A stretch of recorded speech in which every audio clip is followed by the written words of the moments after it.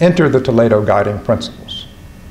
The document promotes teaching about religions and beliefs, quote, in ways that are fair, accurate, and based on sound scholarship, an approach entirely consistent with how religion must be treated in American public schools under the First Amendment.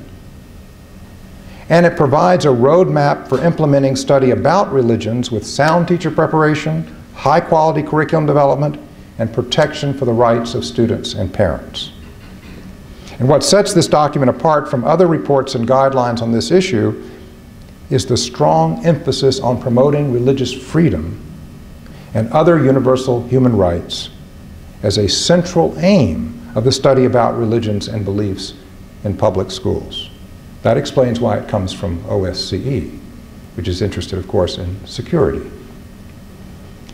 Even the phrase, religions and beliefs, is meant to affirm inclusion of all people, including those without a religious affiliation. How we teach about religious differences is as important as what we teach. Of course, there are a host of other good educational reasons for learning about religions and beliefs. I mean, much of art, history, music, literature, not to mention the age-old struggle to answer the big questions of human existence, are lost on those who are religiously illiterate. In public schools, however, teaching about religions and beliefs also advances the not-so-hidden agenda of promoting understanding across differences in a society committed to full religious freedom. As the report puts it, teaching about religions and beliefs is most effective when combined with efforts to instill respect for the rights of others, even when there is a disagreement about religions or beliefs. To me, that's the core aim of this effort.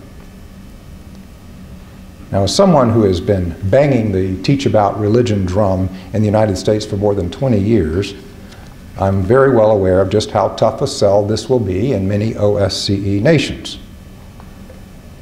But in a world torn by religious conflicts, there's reason to hope that people will finally see this as an idea whose time has come.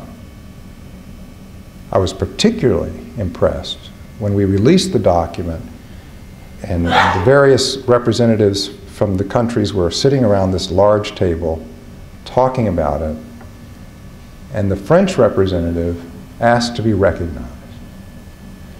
And my heart sank, actually, because I thought this is when it will be shot down.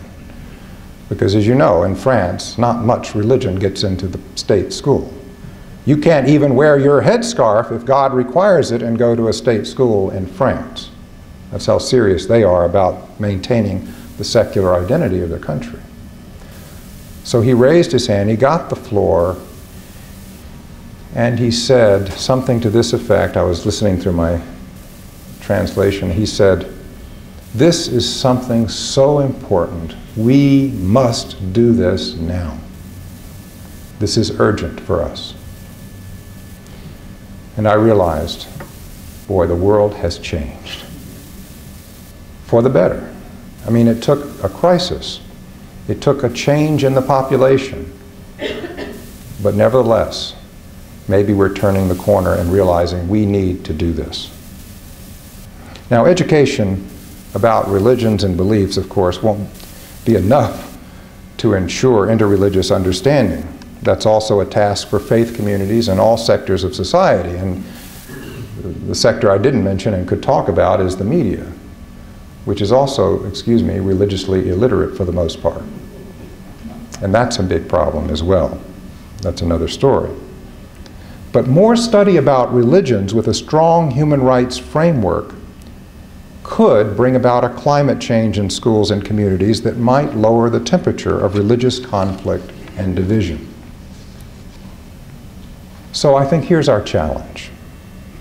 Living with our deepest differences in the 21st century will require a new educational commitment to learn about one another, joined with a civic commitment to defend the rights of others, even those with whom we deeply disagree. Religious freedom has made religious diversity in the United States and Europe possible. Now religious diversity makes religious freedom more necessary than ever before in history.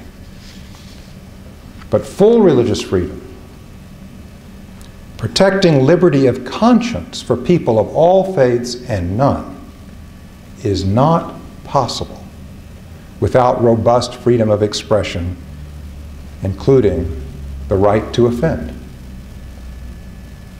Is it messy? Of course it is. Freedom is messy. But what a glorious mess. With all of our faults, all of our challenges, we are so very fortunate in this country to be heirs to the boldest and most successful experiment in freedom of conscience the world has ever seen. It rests with us to ensure that this lively experiment does not fail just when we need it most. What others disparage as a sewer of riffraff people, we must defend as a haven for the cause of conscience. Thank you very much.